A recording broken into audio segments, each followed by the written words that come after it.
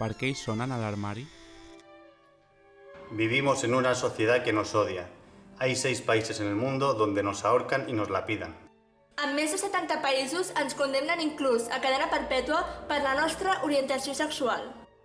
En España, en el último año, se han denunciado más de 600 casos de odio por orientación sexual o identidad de género. En Europa, más del 40% del colectivo LGTBIQ+ sufrimos discriminación sexual.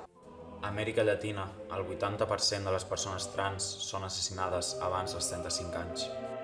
Els centres escolars són el major escenari de discriminació i en alguns casos fins i tot s'arriba al suïcidi. Estem molt orgullosos de pertànyer al partit on va militar Pedro Cerolo. Gràcies al seu treball i al seu activisme es van aconseguir molts drets pel col·lectiu LGTBI que avui podem disfrutar tots.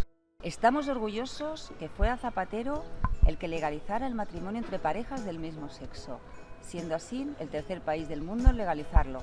Estem molt orgullosos de que Espanya sigui un referent en la defensa dels drets del col·lectiu LGTBI i, a més, que hagi sigut en una participació molt intensa dels governs socialistes.